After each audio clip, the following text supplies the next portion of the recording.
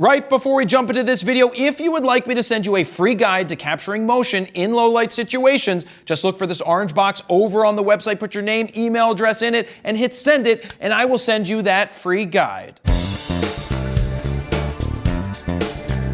Jared Polinfrono's Photo.com, and this is your user's guide for the Canon EOS 90D. Now, if you just picked one up, congratulations on picking it up. I'm gonna help you set it up as well as understand all of the buttons on the outside of the camera. And when we get into the menu section, show you how I personally would set it up if I was using this 90D. Now, if you're looking to pick up this 90D, we did do a hands-on preview, which for all intents and purposes was a review. The link is down below, so you can check that out to see if this camera is right for you. But now, let's take a walk around the outside of this camera. First things first, I'm gonna show you where the battery goes, but please understand that this first section is pretty basic, but once you know this stuff, then you can skip ahead to the next sections that get into a little bit more detail. So right here, we have the battery door on the bottom. You pop the door open, you pop the battery out like this, and there you go. So this is your battery. I always recommend that you have two on hand, one in the camera, one fully charged in your bag, just in case something ever happens to one, you are still able to use your camera because the battery isn't dead. I know it's simple, but it's just a good thing to remind you. So how do you put it back in the camera? There's this white tab right here. You just go like this, pop it in, it clicks in, shut the door, and now you have a battery in the camera. Now moving over to the side of the camera, this is important as well. Where does the memory card go? Right here. To open it, just press, slide this way, the door flops open, pop the card out, and here you go with your SD card. Now there's only one way to put it in there. There's a little diagram right here on the inside of the door, but just remember that the label will face towards you and that little hash mark cut out of the top of the SD card faces up.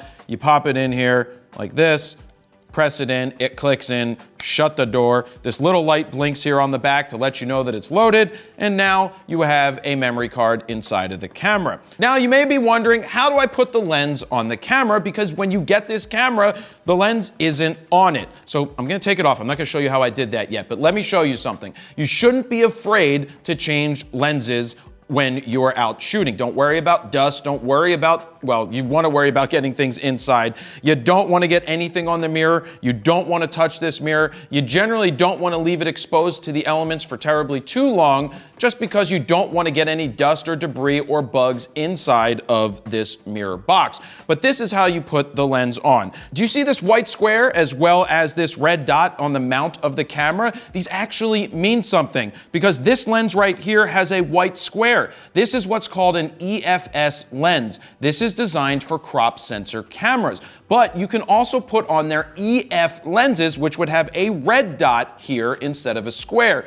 EF lenses are considered full frame lenses from Canon. There's a ton of them out there in the world that you can pick up, and they still work on this camera. So how do we put the lens on? Simple. We line up this white dot with this white square, and we go like this. It is lined up. And then we turn it away. You hear the click. It is now locked in. So how do we take it off? There's a button right here which is going to release it. You press, you turn it the other way, and you take it off just like that. So if you had an EF lens, you would take the red dot, line it up with the red dot in the camera, and then you do the same exact thing. You put it right here, boom, lock it, and now your lens is attached to the camera. Now let's move to the back of the camera to show you where the on and off switch is. Right here, back of the camera, off to on, you just flick it that way. When you're not using it, you turn it back off like that, and the camera is off. Now moving up on top of the camera to this dial, you will see that when you get the camera and take it out of the box, it is already set to the green mode, which is considered full auto. You set it to this when you first get the camera and you don't know what you're doing. The camera's gonna do all of the work for you, and as you progress as a photographer, you will get out into the P mode, which is basically full auto. We call it professional mode, but it's really program mode. It's where you get out of auto and have more control over the settings in the menu system, which I'll show you a little later, and then the camera is still gonna make all of the decisions for you. Next, you will see something that says TV. No, this does not let you watch Netflix on the back of your camera, though that would be a good idea. It doesn't do that. This actually means shutter priority. This is where you set the shutter speed and the camera sets everything else. Then we've got aperture priority, which is AV. You set the aperture, say you want it set to f4, and the camera is going to compensate with the proper exposure for the other settings, and you don't have to do very much. I lived in aperture priority mode for a good decade when I started out shooting. Aperture priority mode was a great place to start. I do recommend that you figure out how to get into manual mode, but we can talk more about that a little later. This is manual mode, M.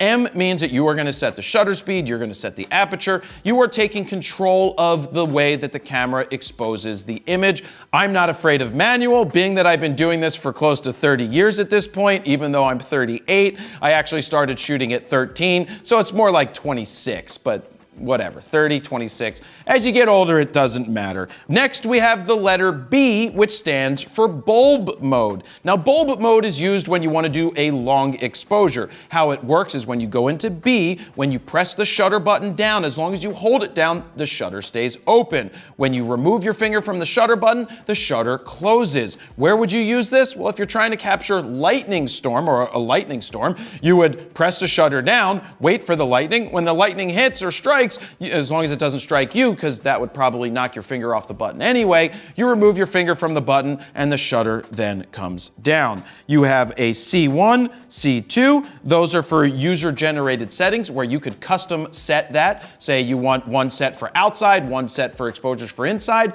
You can go ahead and set that yourself. After C2, you have this circle icon, which stands for creative filters. That's where if you want to be all creative and look like you're on Instagram, you could access different things, which I highly recommend you don't actually do, because you shouldn't be doing that in the camera. You can do most of that stuff in post-processing. For example, if you wanted to shoot it monochrome or add some weird looking thing, once you add that weird looking thing to your JPEG, you can never go back to a normal picture. So I recommend not doing that unless you are big onto Instagram and you're a major influencer. I still don't recommend doing it. Moving on, we've got scene modes. That's if you want to shoot portraits. These are custom modes that Canon has already set up so that if you're shooting action and doing a running, they usually show you a running man. You've got a portrait mode, landscape mode. You've got a macro mode for shooting flowers. That doesn't say turn your lens into a macro lens if it's not a macro lens, but these are good things to try out when you're first starting so you can play with the different features, see what you like, see what you don't like, and then graduate from there. Moving over to the right side of the camera, we have the shutter button that I was talking about. This is what you're going to press to take the picture. You press it fully down to take a photo. Now you will feel this when you press it halfway down, that it budges or nudges just a little bit. When you press it halfway, that's how you're going to control your autofocus. So just get used to pressing it halfway and not fully if you want to focus versus taking a photo. Right here, we've got a dial. This dial is going to control your shutter speed. So when you are set to shutter priority or manual, as you turn this dial left or you turn this dial right, you're going to change your shutter speed from higher to lower. Now, how do you change aperture? Well, that's a good question, Jared, because you do it by turning this dial on the back of the camera. So right here is the dial that changes aperture. Moving back to the top of the camera, you have your top LCD screen where you can get a bunch of different information that's here. It says 999 because that means how many pictures I have left. I actually have more than 999 photos, but Canon, for whatever reason, always gives you as many as 999, even if you have more photos on the card. So you get a bunch of different information on this screen that are all controlled by these buttons. This button right here would control your autofocus, so you don't have to go into the back of the camera to make the change. You can do it from the outside. Drive mode is what you change when you want to go forward or you want to go reverse in your car. In the camera, drive mode controls how many frames per second you're going to take, whether you want to take one picture every time you press the button, or when you hold your finger down on the button, do you want to get 10 frames per second? You can control that right from here. ISO button, that's for when you want to change your ISO from, say, If you're inside, you want it higher. If it's bright outside and you want it lower, you can change your ISO right from here. And then the button on the right with this like eyeball looking thing, that's metering mode. That's where you would change the different meter modes. This light bulb means when you press it, you get an amazing idea like, oh, I got an amazing idea. That is not correct. It actually turns the screen orange, so if you're in a dark situation, it lights it up so that you can read it.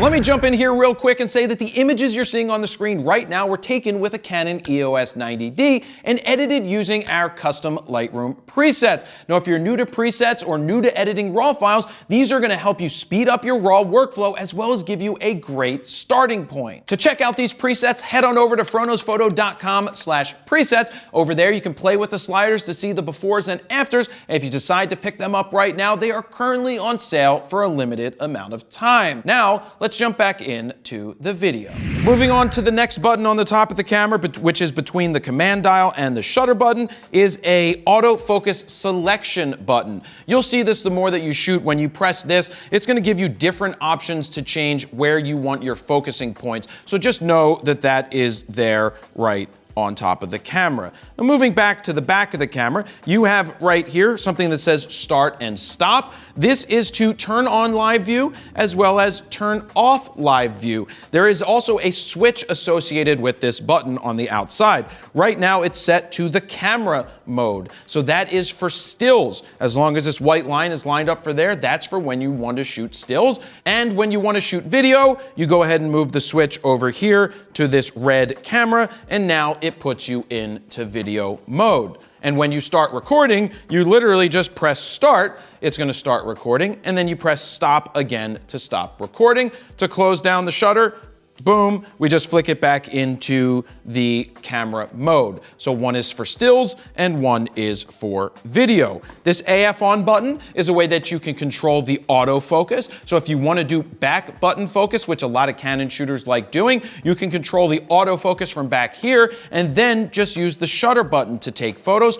Personally, I use the shutter button to do autofocus and take photos. I don't like having this set to autofocus and this set to shooting because it's an extra thing. It's an extra step I don't like taking. I like to control the focus from the shutter button and not from the back here, but this may come in handy when you're shooting video. Moving to the next buttons, we see that there is a button right here and a button right here. You see some blue text, which I'll explain in a second, but you also have some white text on the top. This is for your auto exposure lock. This one right here that you would press would then allow you to change which focusing points you want to switch to. But keep in mind that Canon gives you the ability to custom set these buttons to a bunch of different options, which I will show you when we get into the menu setup. But also, when it's blue, this means when you're reviewing an image and you press the left button, it is going to zoom out. So if you have an image, for example, like this on the screen, and we hit it,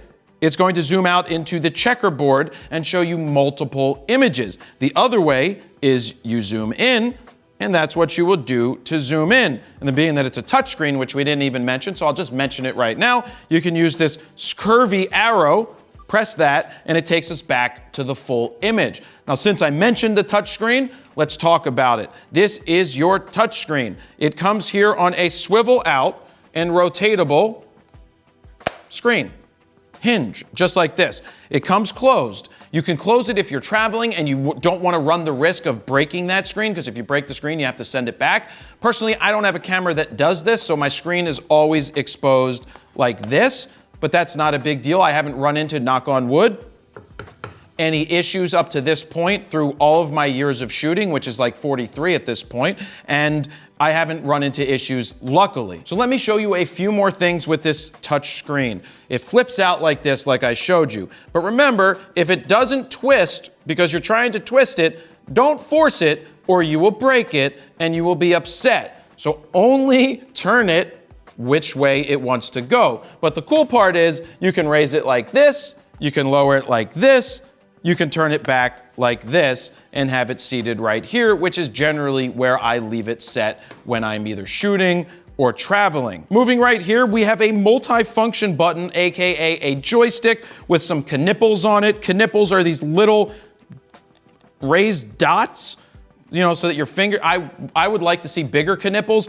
because it doesn't really grip my finger, you know, when I'm trying to move the knipples. But you would use this to move your focusing points when you are controlling them when you're looking through the camera. Right here is a Q button. This is a quick menu button. You can see on the back of the screen that it brings up some different options that say, oh, I want to change this. Well, you can go ahead and change that right there if you would like. As I already said before, this is the dial to control your aperture, but inside of that, you have a D-pad, aka up, up, down, down, left, right, BA, BA, select, start. That will give you 30 people in Contra. Actually, it gives you 30 men because it was 1987, and at the time, they just had men in the game. So anyway, you'll have 30 people in Contra. Remember that code. If you're too young to remember it, I don't know what to tell you, but it is a fantastic game. Inside, you have the set button, which for all intents and purposes is your OK button to approve whatever it is you're trying to do.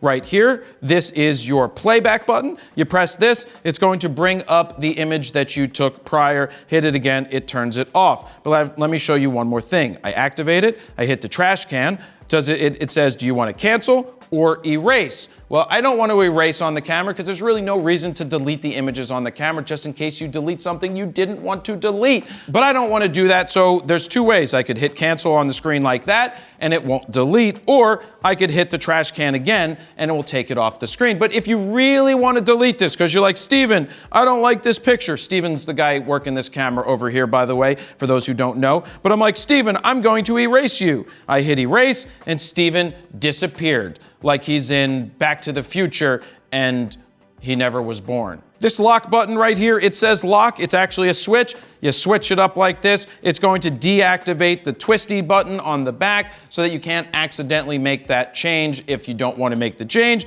I don't really lock it ever, so I just flick it down and leave it unlocked. On the bottom of the camera right here is your tripod mount. This is what you would mount a tripod plate to, or if you want to mount it directly to a tripod, you can do that right here on the bottom of the camera. On the right-hand side of the camera, you have your mic input, your headphone jack. They go right here behind these rubber pieces. Boom. When you're not using it, you just put them in and they stay right there. This is where you would put a remote control, a wired remote control from Canon. You have a USB port as well as an HDMI mini right here. So if you want to connect this to a TV, you can connect it to the TV to review your images or to act as a massive monitor. The one thing I haven't shown you yet is that this is your viewfinder. This is an optical viewfinder. So what you see through here is exactly what you are seeing come in when the light comes in through this lens. It bounces off the mirror, goes through a prism, and then shows up in your eyeball right here. It is an optical viewfinder. But keep in mind that inside you will see an overlay that shows you your shutter speed, your aperture, your ISO. That's the information down on the bottom of the viewfinder. But right in the middle and over it, that's where you will see your focusing points change or move when you are moving them to autofocus. On top of the camera, you have your hot shoe. This is where you would put a flash or a microphone or something along those lines, anything that can fit in the hot shoe. Right here where you see this plus minus, this is to control your diopter. If you wear glasses, go ahead and focus on something, then turn the diopter until it looks perfectly clear inside of this optical viewfinder, and that means it's going to be set for your prescription a little better than if you just shot it normally. Personally, I wear glasses, but I don't shoot with glasses because it's very difficult for me to get my eye up to the viewfinder and shoot with glasses. Now, you do notice this right here. This is the top of the camera. When I press this button that has a flash on it, ooh, it pops up. Look at that, I got a flash. I can take a flash picture. Ooh, look at previews, flash. That's to help with focus. So you need to pop it up or to pop it down, boom, you pop it down and now it's locked in place. Let me cut in here and let you know that this video is brought to you by Squarespace. If you're new to photography and looking to share your work online in your own personal portfolio, use what I use for jaredpoland.com, which is Squarespace. To get a 14-day free trial, head on over to squarespace.com/FroKnowsPhoto. There's no credit card needed, and if you decide that it's for you, use my code FroKnowsPhoto at checkout to get 10% off your first order. Now there's two more things to show you. One of them is down here on the camera. This is your depth of field field preview button, which I've never used in my 53 years of shooting photos in any camera. I never used a depth of field preview. You know what a depth of field preview is when you have a digital camera? It's the picture. Take the picture, look at the picture, and go, oh, the depth of field looks good. The one other thing that I have to show you is, I'm gonna take off the lens to do this. Right here, there's a little LED light. This LED light will help you focus in lower light, except that it turns orange, and it becomes a massive distraction when you are photographing a subject, so I tend to turn this off and not worry about it because I think it's more of a distraction than a benefit. Also, I just noticed this on the front of the camera. This is an infrared receiver, so if you have a remote, a wireless remote, that's what you would point it at. Point it right here, press the button, and boom, you are good to go. So one more time, putting the lens back on, locking it in place. That is the outside of the camera. Now, let's move on to setting up the menu. Now, before I jump into the menu section, I just realized I forgot two buttons on the back of the camera, which are important now. One is the menu button. You press this, and it brings up the menu, and then the info runs through different info on the back of the screen. Now, some of you may be wondering, what is this device that I'm plugged into? This is called an Atomos. This allows me to record the video feed from the camera so that you can see the menu that I'm working with. Now, keep in mind that this will deactivate my touch screen on the back of the camera so that I can't actually touch the menu, but you, sitting there watching this, can touch the menu when you see a function that you want to change. And now it's time to go through the menu. Keep in mind, this is how I would personally set it up if I was setting up this camera for my personal use. The first thing that I did, honestly, was turn out of the auto mode, because the auto mode does not allow me to control much of this menu. In fact, when you go into the auto mode and you hit menu, there are so few options in there that it lets you control that you just then say, well, here, camera, you do everything. But in this case, I'm in manual. If you are in AVTV or program mode, then you can control the entire menu. Basically, you are unlocking the power to control all of the camera. Kind of like if we were at Castle Grayskull. It unlocks the power of He-Man, because he's got the power. Anyway, let's start off with the first things first. This says image quality. Right now it is set to large JPEG. I personally shoot RAW, as you can see. If you go to store.froknowsphoto.com, you can pick up your I Shoot RAW shirt and show the world that you shoot RAW. If you don't know what RAW is, it is an uncompressed format. JPEG is a compressed format. RAW is a much larger file because it has more data. JPEG is a much smaller file because it throws out a lot of data that the camera companies don't think you actually need. I recommend shooting RAW plus JPEG when you first start out so that you have both files for when you decide you want to edit those RAW files. RAW, to me, is the best way to go. Now keep in mind, when you shoot RAW, you do have to edit each one of those images in something like Adobe Lightroom, but you will see over time that you can do a better job editing than what the camera can do, plus you have a larger file. In this case, I can go ahead and turn this top dial, because that's what the dial is showing me to do, to RAW, and if I want to change JPEG, I can go ahead and turn this dial and change it to small, all the way down to S2. If you're just starting out, always shoot in the largest option. Right here, it is set to large. So here we have RAW plus JPEG large. That's going to use more space on your memory card, so keep an eye on the top right hand of the screen where it says $9.99, and just know that if it says like 50, you only get 50 photos to that memory card. So when you're done, all you need to do is go ahead and hit set or touch the screen. Like I said, I'm using the D-pad to control this because my screen is deactivated. Still image aspect ratio, I leave it 3:2. Image review is set to 2 seconds. This means when you take a picture, the back of the screen is going to turn on, and for 2 seconds, you are going to see the picture that you just took. I hate this. I turn this off because if I want to see the picture that I just took, I can go ahead and hit the play button and look at it that way. The reason I turn it off is when I'm taking pictures and my eye is up to the optical viewfinder and I'm in a dark situation, the bright screen turns on, which then becomes a distraction for me when I'm shooting photos. Plus, you shouldn't have to look at every single picture you take. Release shutter without card. If you don't have a card in the camera, which is like having no film in the camera, why would you want to take pictures? You wouldn't. So in this case, I turn this to disabled, and that way it's off. I cannot take a picture if there's no card in the camera. So you can't shoot for a whole day and then realize I have no card in the camera. Lens aberration correction, I don't go in here. Flash control, I don't go in there either. These are just settings that are there. If you want to dive deeper, you can dive deeper into those. Moving to number 2 under the camera mode, we've got exposure compensation. I leave this set to 0. ISO speed settings, this is where you can go if you want to change ISO. I personally do this on the outside of the camera, but you do have an option for ISO auto. ISO auto will allow the camera to decide, does it want to shoot at 100? Does it want to shoot at 25,600? 100 is for when you have a lot of light. The higher you go, 25,600, that means you're in a much darker situation. But keep in mind, your images are going to be cleaner when you're at a lower ISO than a higher ISO. I personally set this myself because I don't want the ISO ping-ponging from, say, 400 up to 8,000 from one shot to the next, because I don't want all of that noise or grain in the image. But you can also set ISO speed range when you're shooting auto to a certain range. So if you don't want it to go to 25,600, you can set it to go to less than 25,600. Not to high, and be like, I don't want it going past 3,200.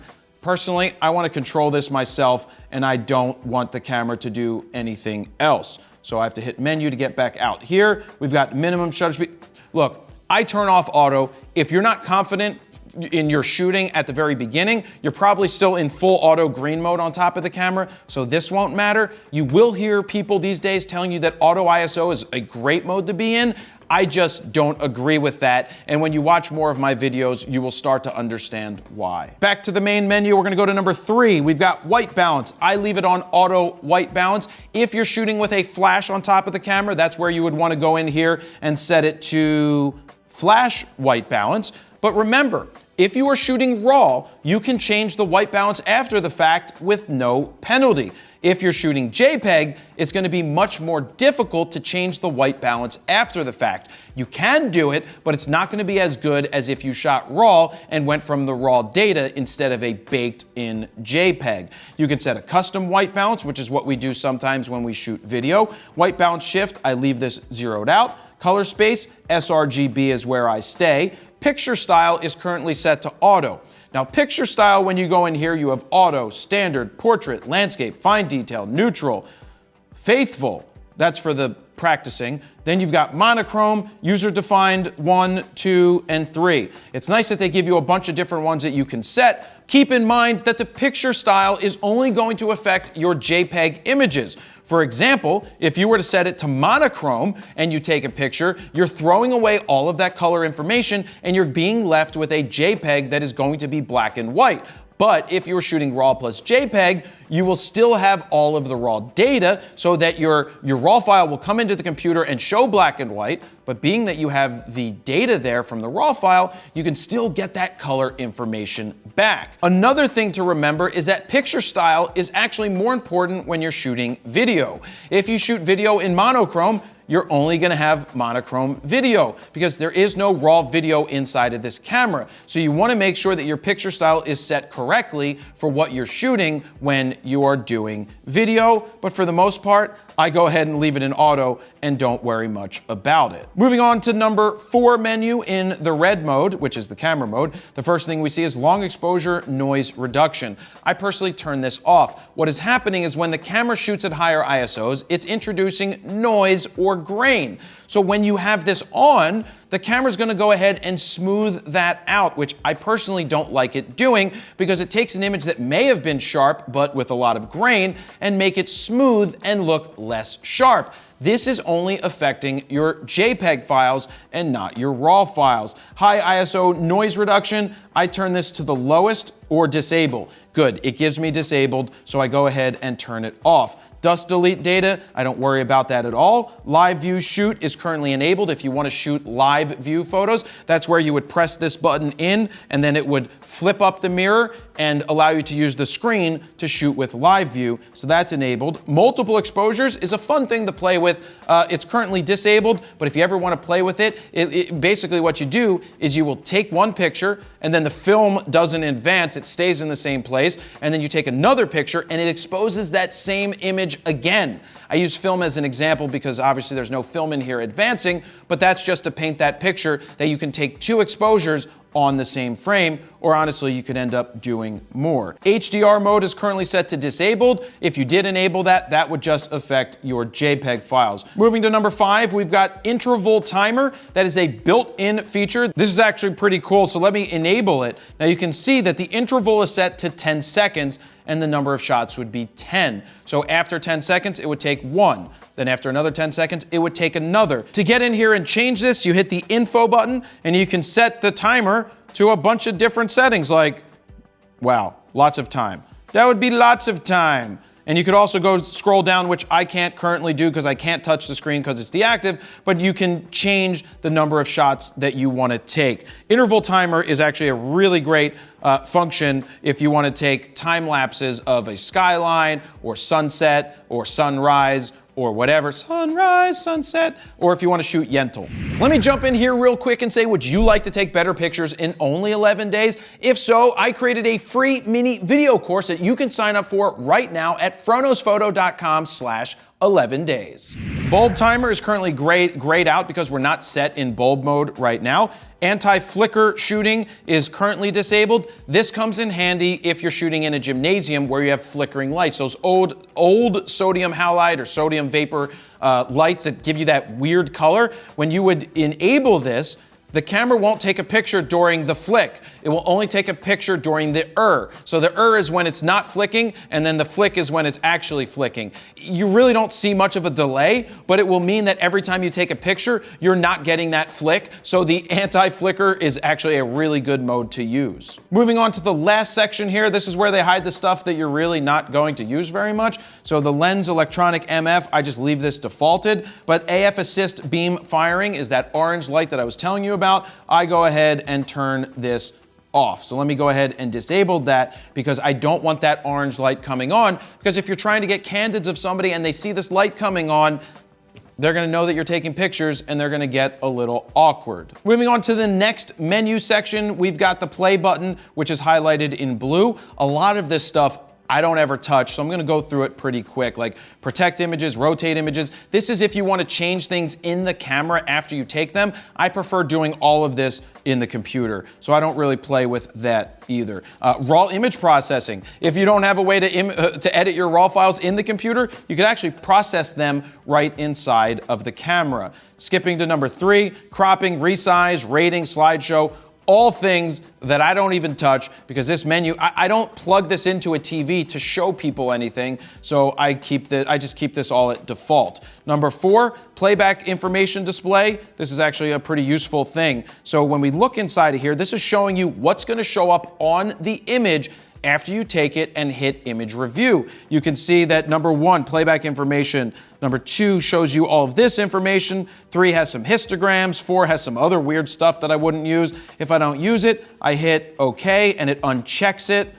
And you can just see all of the other, they give you a lot of different options that you could have here. The ones that are important to me, I want to see the full image on the screen. I like having the histogram. That is the box more on the right-hand side with the white spikes going up that look like a mountain. That's a digital representation of your exposure. So I like to have that on, but you can go ahead and set this up any way you would like it. Make sure you hit the OK down there so that it will lock in those changes. Highlight alert is currently disabled. What highlight alert is, it means that if you shoot the sky and it's super duper bright, you're gonna see the back of the screen blink at you to tell you that there's no image detail there. That doesn't mean that your image is bad, it just means that there was no detail recorded in that section. Moving down to AF point display, this I actually like to enable. That's gonna show you a red box for where your focusing point was in the image that you just took. I like to see where it was so it can show you whether you missed or didn't miss. Playback grid, I leave off. Next we have view from last scene.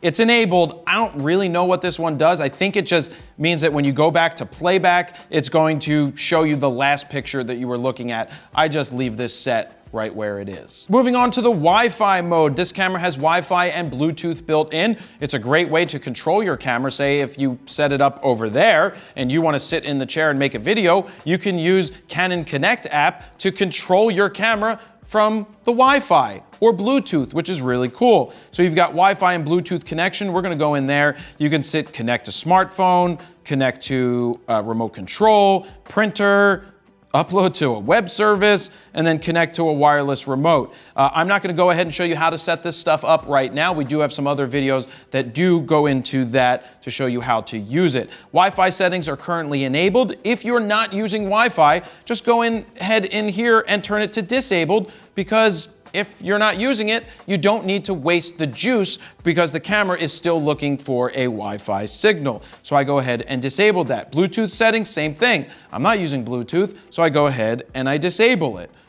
Nickname, that's the name of this camera. Next it says GPS device settings. That is currently disabled because I believe you need to get a GPS receiver connected to this camera to do it. To be honest, when you connect your camera to your phone, it knows exactly where you are. So that's another thing that you could have imprinted into your images, into the data, the metadata, but I leave this off because it's gonna use a lot more juice. So I don't like to use the GPS connecting it at all. Then you could clear wireless settings, which we're not gonna do right now because we just set them. Moving on to the wrench menu. So here you see select folder. I don't actually select a folder, I just leave that exactly where it is. But file numbering is set to continuous. This is important because when you go in here, you've got continuous or auto reset. The reason I have it on continuous is if I take 100 photos, take the memory card out, put it in the computer, check those images, put the card back in, I don't want it to reset to 0 again for the file numbers. I want it to go to 101. Now, something to keep in mind is that Canons will reset after 9,999 photos back to 0, or 1 would be the next image after you take 10,000 images, so just go ahead and keep that in mind. Now this is important as auto rotate is currently on the camera and on the computer. Now I set this to on just on the computer. Now let me show you why. I took a vertical picture of Steven, and when I hit the play button, it's taking up the whole screen, which means that you can turn the camera vertically to see the full image. If you didn't, let me show you what would happen. We're gonna go back into the menu. We're gonna turn on the camera and on the computer, and I'm gonna go ahead and show it to you, and now it's only gonna take up a little portion of the back of the screen. So I rather see it rotate on the computer only and not on the back of the camera. It's a personal preference, but I go ahead and do that. Format card is very important. We're not gonna do that right now, but this is where you will delete, reformat, get rid of everything on your memory card. You only do this after you've saved all of your images to your computer and they are backed up, because once you reformat a card, it's basically impossible to get those images back. So when you get a brand new card, you put it in the camera, you format it, and it basically tells the camera how to talk to the memory card, and you're good to go. I reformat a card every time I do a photo shoot, but again, I make sure everything is backed up so that I'm not erasing something that I didn't back up just yet. So you would go over and hit OK. I'm not gonna do that because I already have stuff on this card, so I go ahead and hit cancel. Moving to number 2, we've got auto power off. We currently have it set to disabled because while I'm talking, I don't want it to shut off and ruin this. So you can go in here and you can set it to all of these different options. I would set it somewhere probably between like 1 minute so that it will turn off the camera after you don't use it in a minute. It's not physically gonna flick the switch, it's gonna just turn off the power and then it will have to wake back up. Display brightness, we have it dialed down just a little bit for showing you on the screen, so we can show you the back of the screen. I generally leave this set right in the middle on default. If you're outside and you need it to be brighter because it's sunny, you can go ahead and make it brighter if you would like. Are you enjoying this video so far? Well, if so, be sure to hit that subscribe button as well as the bell right next to it so you never miss one of my videos. Also, so you know, there's over 3,000 videos in the Frochive that you can check out right here on YouTube. Now, let's jump back into the video.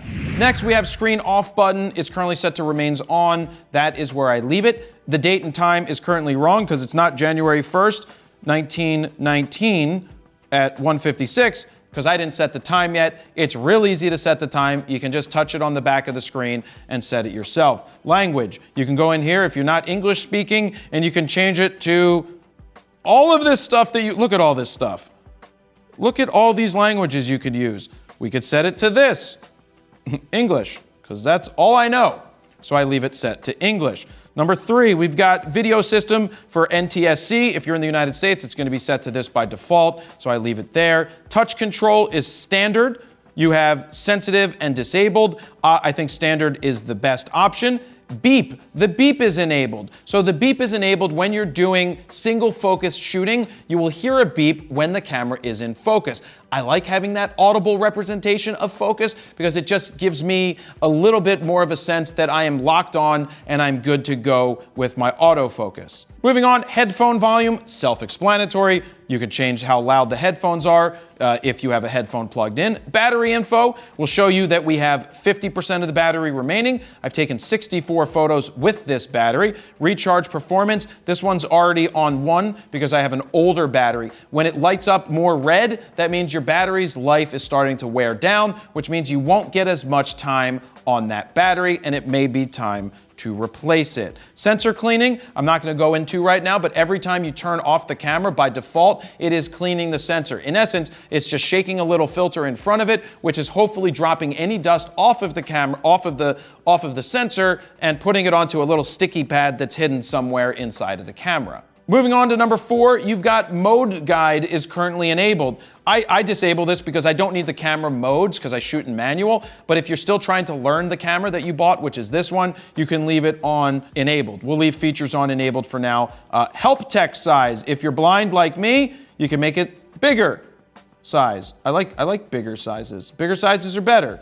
Viewfinder display, this is different things that you can set inside of the viewfinder. Electronic level, you can hide it. The grid display, you can either put that on if you'd like, or flicker detection shows up on the bottom when you're looking through the viewfinder. It's actually pretty cool that it lets you know that is in there. But for those of you who want to show the grid display, that's going to help you with getting your lines much straighter. If that helps you, you can go ahead and put that on to show. I personally leave it off.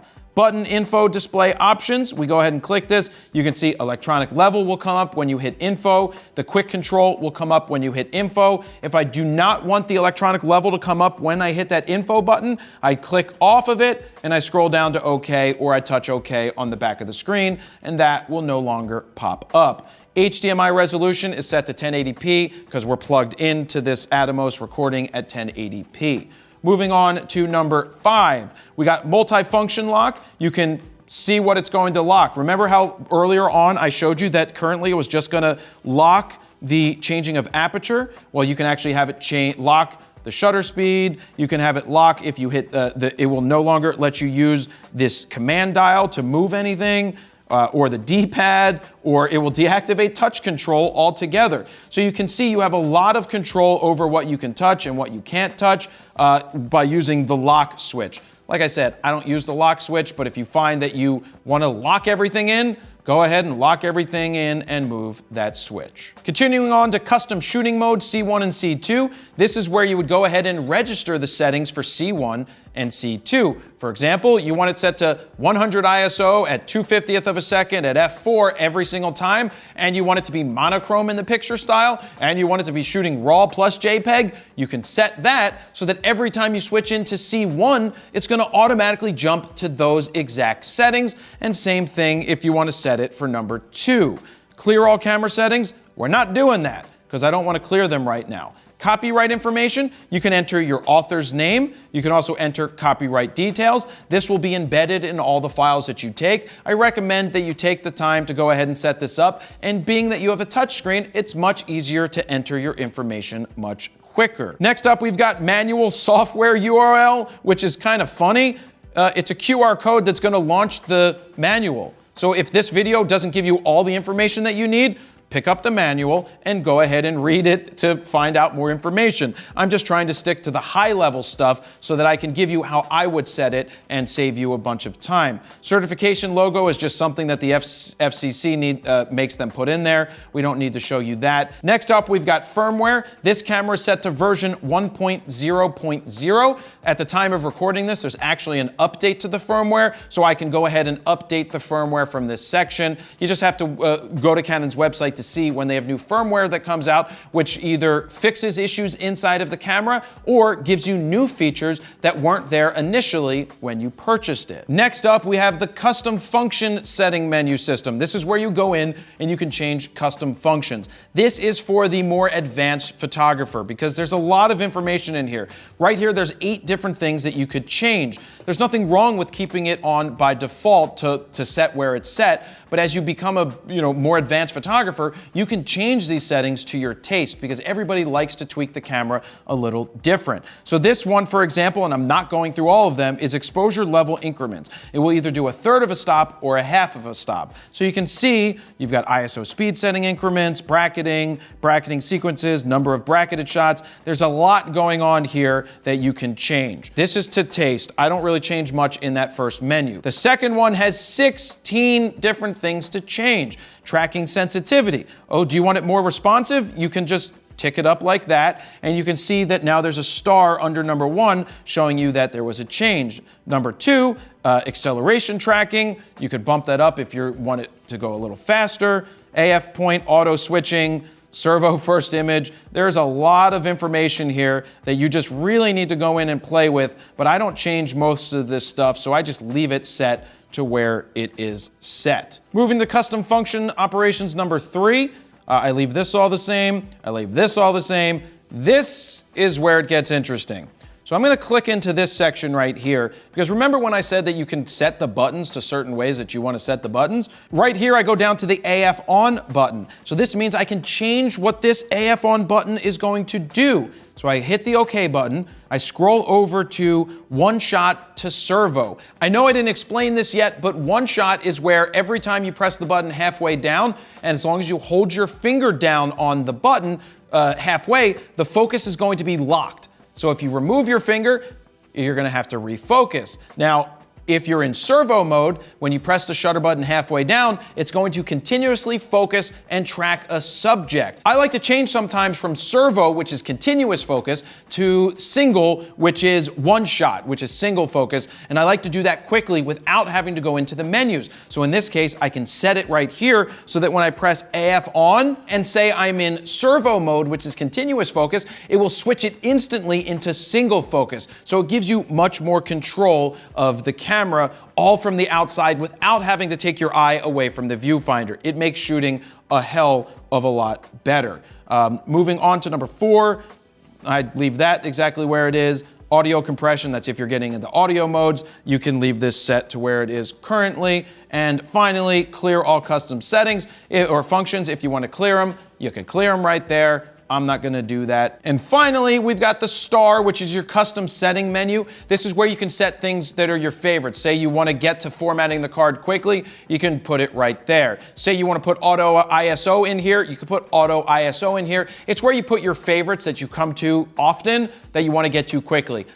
Actually, I like putting battery life in there so that I can see how much battery life is left quickly when I go into there. So that is setting up your menu for shooting stills. Since you just picked up some camera gear, how do you keep track of everything that you have from the serial numbers down to the receipts? Well, if you said, I don't know, Jared, I just throw it all out, well, that is not good. Well, I want to let you know that I created a free app called My Gear Vault. It's the best way to input, organize, and protect your gear so you know what you have and what it's worth. So head on over to mygearvault.com to download this for iOS and Android. And also, don't forget, you can get an insurance quote right inside of the app. Now that we're done setting up the menu for shooting stills, I want to show you how you can quickly access important features from the outside of the camera without having to dive back in to the menu to make the changes. You see the Q button on the back of the screen? Check out what happens when I hit it. You see all the different options that I have? Well, now I can go in there and independently change them, either by touching them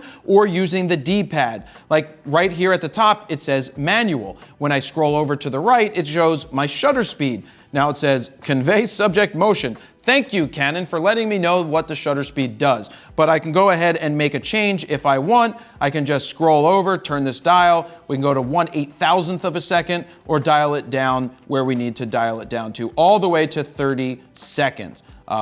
So I'm just gonna put it somewhere. We'll leave it set right to there. You can control your aperture right here. This lens lets you go from f4 to f22. Moving over to the right, auto ISO I do not want, so to get out of it, I set it to 100, and now it's always gonna be set to 100 unless I make that change. But it's really quick by hitting the Q button to get there. Your flash compensation, turning on and off your connected devices, getting to your picture style, white balance for custom white balancing. You've got this right here, which is autocorrect image brightness and contrast is off because I don't want the camera making those changes for me. This is cool because you can actually get in to customize your control settings, which is probably not something you're doing on the fly unless you really need to make a change of something and you know exactly where it is. Back here again, one shot to servo. Let me explain this one more time. One shot means when you press the shutter button halfway down, you're locking your focus in. AI focus is basically continuous autofocus or one shot combined. I know that sounds a little confusing, but the camera is deciding based off of the subject that you're photographing which one it's going to select. So then you also have AI servo, which is for focusing on moving subjects. Super simple. Hold the button halfway down and it's going to continuously focus. Next up, we have where you can change your focus points. So you can see I can dial around and move a single focusing point, or in this case, if I hit the function button right up top, it will change to the different options. You've got zone AF, which is good if you're shooting sports, so it's going to take a reading from most of those focusing points that are highlighted to help you get better autofocus. Next up, you've got select large zone AF. I personally don't use this myself. You've got auto selection AF. That's where the camera's going to do all of the work and select the focusing point that it thinks it wants to is best for focus, and then all the way back to the beginning for manually selecting your focusing point. Like I said, there's a ton of different options. Select your metering mode. I leave that exactly where it is. This is set up for single or continuous shooting. So right here, you've got a bunch of different options. One shot every time you shoot a picture or hold your finger down. This is continuous high. When you take and hold your finger down, it's going to take up to 10 frames per second. You've got low speed continuous, which you can probably set. It's probably around 5 frames a second. You've got silent shooting, which is not silent. You've got silent shooting for multiple shots. It's still not silent, but it's a little quieter. You've got your timer for 10-second remote. You've got your 2-second remote, and you've got your timer for continuous where it will continue. Let's see, press shutter button to shoot set number of shots. So if say you're shooting a group of people and you're in that group and you're like, well, I don't want it to just take one picture when I press the button. I want it to take 10 in a row. Well, you press the shutter button, it counts down, and then it starts taking photos. I use this when I'm making thumbnails for YouTube. It's a good feature, so I could be like, let's see, every time it clicks, I can be like, and that's how I go ahead and shoot thumbnails for myself. There you have it. That's how you can change quickly certain settings that are important right from the Q button on the back of the camera. So right now I want to show you what you're going to see when you hit the live view button on the back of the camera. Now keep in mind, I have the lens cap on so that it's not distracting when I'm showing you all of this and that the stuff isn't moving in the background. So live view shooting means you're going to hold the camera like this and use the LCD to take photos. I highly do not recommend doing this because it is not super stable, for one, and it kind of looks amateurish, for two. The proper way to shoot, in my opinion, is you look through the viewfinder, you tuck your elbows, you put this left hand underneath the lens, not on the side like this, and definitely not up top like that. You still can look amateur when you do that. This makes you look like a professional, if that's what you actually want to look like. But anyway, we are in live view mode. So at the top of the screen on the top left, you can see M, that lets you know that you're in manual mode. To the right of that, you can see that it has 1,289 photos left, which is more than the 999 that showed up on the top of the screen. So at least inside the camera, it can show you how many images you have left. Next to that, you can see 23, which is your buffer. If you were to take 23 photos in a row, it would fill up the buffer and you would have to wait for it to stop.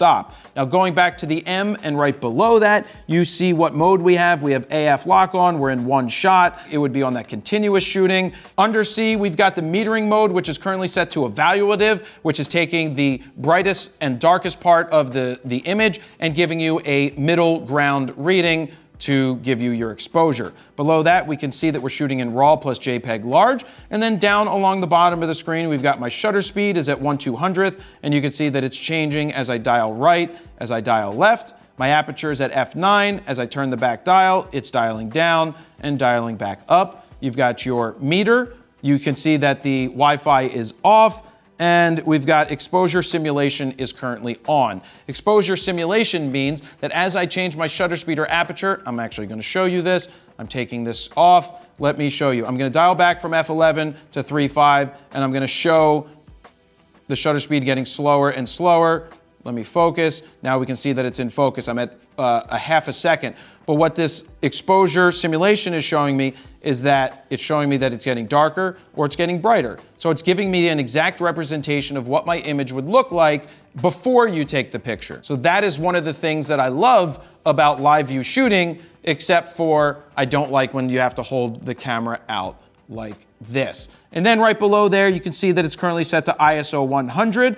At the top of the screen on the right, you've got auto white balance. You have your picture style, and then you've got the auto correction for backlighting, which is off. And then you have the other, the filter modes, which is also off as well. So to get out of live view mode, you would go ahead and hit the start stop button again, which will turn off live view. Being that some of you would like to know how you shoot video with this 90D, I'm going to go into the menu and show you some of the settings so we can figure out together what I think you should set them to. Now, to get into the video menu settings, you actually have to flick the switch and go into the movie mode, which means your mirror flips up out of the way and locks out of the way, and the camera is active the whole time. It's one of the things I wish that Canon would change, is allow me to get into the menu without actually having to flip the mirror up and waste battery. But here we are in the menu settings for video. The first thing we see under the camera mode, now keep in mind this one's actually going to be shorter because we only need to go through these first 4 menus,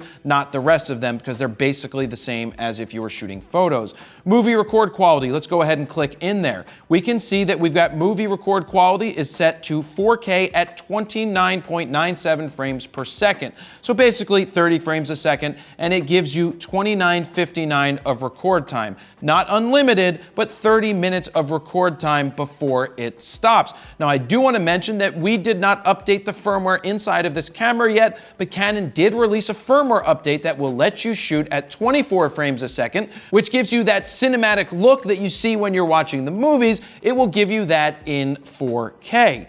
You also have the option to do 1080p at 60 frames a second. Then we have 1080 at 29.97, basically 30 frames per second. Then 1080 at the exact same thing in light IPB. I would not recommend shooting in this. This is a more compressed video file. I never like dumbing it down because once you dumb it down, you can't dumb it back up. So if you start with higher quality, you can always dumb it down, but you can't start dumbed down and go back up. And then finally, you've got 1280 at 720 at 60 frames per second, which I don't really recommend that you shoot in either.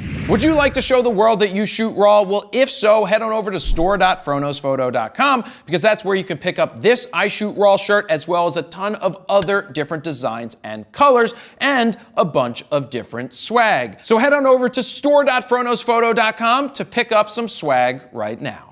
Next up, we see high frame rate is currently disabled. This is where we're going to go if we want to shoot slow motion at 120 frames per second. See, it's on disabled, but when we go over to enabled, it goes movie servo AF, movie digital IS, and audio not available. AF not available in high video movie recording. So you're not going to get audio recording. You're not going to get continuous autofocus. It's going to basically give you slow motion. Make sure you're focused before you do it. And it's a baked in file, so it's already going to be slowed down when you watch it back. So you can record up to 7 minutes and 29 seconds in the 1080 at 120 frames per second. Moving on, we see 4K movie cropping is currently disabled. What this means is that you are getting a full width recording at 4K, a full readout of the sensor. Now, if you want to go in there and crop it, you enable it, but don't read what this says because the English on this is really bad. I'm not even going to try to read it. Basically, what it's saying is that you're putting a crop on top of the crop that you already have because this is a crop sensor camera. So it will actually zoom in a little more. So all of your lenses will be multiplied when you're shooting 4K. This may actually give you a better quality 4K than if you shot it with the full readout, edge to edge, reading the full frame of the sensor when shooting 4K. But keep in mind, when this is active, you are adding a crop on top of a crop, so your wide angle lenses won't act as wide as they once were. So I'm just going to leave this on disabled. Back into the menu, a couple of more things here. We've got sound recording is set to auto. You can go in here and change that if you want to do it manual or turn it off altogether. Manual, you can go in here and change your record levels like I'm doing right now. Let me hit it, change it, because we want to see that it's not peaking in the red. I'm going to move it quicker and quicker and quicker. Come on, let's go. Move. Move. Dial down. Ah, there we go. You see that? That's where you want to see your audio levels, so it's not peaking into the red. This is much better. We've got wind filter attenuator. I kind of leave this off at all times because I don't want it to add some other weird sounding compression to it that I don't like. We've got movie digital IS because this does not have image stabilization built into the camera. It does have image stabilization in some of the lenses, but this is currently disabled. It actually works pretty well for when you're walking. It will crop in just a little bit, but the IS that's digital is actually pretty good these days. Lens aberration correction, I don't go in and change that at all. Time-lapse movie mode is disabled, remote control is disabled, and the video snapshot is disabled as well. Here you can see exposure compensation when it comes to shooting video, ISO speed. These are very similar settings that you would see when you are doing your photos. Remember, white balance is going to be locked in. So if you're outside and it's cloudy and you want to have a cloudy white balance, well, go in there and set your white balance to where it needs to be dependent upon the situation that you're in. You can do a custom white balance. You can do a white balance correction. Picture style is set to auto, but if you're shooting something that's more landscapey, you may want to change that. If you want to shoot in black and white, I recommend not doing it in the camera and just changing that in post. Just make sure that your picture style is set properly and that it's not over sharpened and looks bad because you can't go back after this because you're not shooting raw video. Doesn't have that capability. High ISO speed, noise reduction is off. HDMI info display is currently on because we want to show you the dirty out to the camera. You're seeing this right now. Generally, you're going to want to have that on off. AF method, you've got your AE lock. Let's see what we have here. We've got tracking. Yeah, tracking. That's going to give you your dual pixel AF, which is fantastic when you are shooting video of moving subjects. Movie servo AF is currently enabled. That means that you can do autofocus while you are shooting video. Eye detection AF is something new here. Let's see if it works. Let's go to enable. Let me take off the lens cap and let me show you what's going to happen. Okay, here we go. Here's Steven. Oh, look at his face. Let me see if we can get his eye. There it is. Look at that, it's on his eye. You see how it's tracking him? Oh my God, hey, get in the frame. Actually, that looks really good. That's why I love these cameras. Now let me show you a few more things while this is on. Let me zoom in on that clock. You see how the autofocus is smooth and it's changing automatically? That's because this dual pixel AF is absolutely fantastic. I love the autofocus in this camera. Let me show Steven again. Look at this. Look at this autofocus. We could go boom. It's on the camera. Now it's on Steven. Now it's back onto the camera. So there you go. Now let me throw this lens cap on so it's not distracting what you're seeing on the screen. And here we go. You can see that we're in movie mode manual. We can see that we have 1 hour, 6 minutes, and 41 seconds of possible record time total. It doesn't mean it's going to run for that long. It will still do the 29:59. Below there, you can see what autofocusing mode we're on. 4K at 30 frames a second. We've got the anti-shake, the IS, digital IS is off. We can see that microphone mode is set to manual. Headphone mode, you can see where the headphones are set. We are in servo AF. You can actually see the left and the right monitors, audio monitor picking up as I speak, which is kind of cool. We're at 1/125th of a second at 5.6.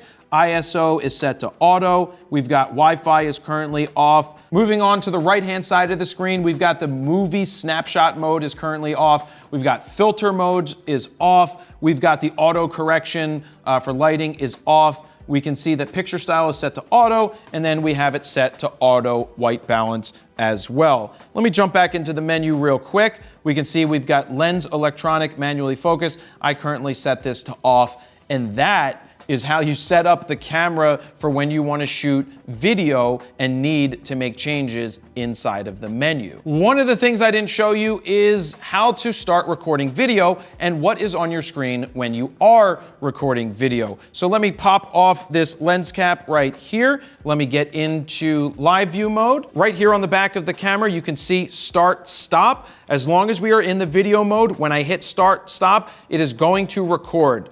Watch, boom, I hit record. The recording comes up in the top right-hand side of the screen in red. You can see the timer is counting up, how much battery life we have. To the left of it, oh, you know what's funny? You see that manual, it's showing the cameras in manual. Look, there's a camera right next to it. It's kind of funny how that icon lined up with that camera right there. That's funny. You can see the microphone is set to manual. You can see servo area, the AF is on. All of the same settings at the bottom for auto ISO and your exposure, as well as the meters for the audio. But here it is, boom. Hi, Steven. Oh yeah, Steven looks like he's working hard. And there he is. So let me go ahead and hit stop record again.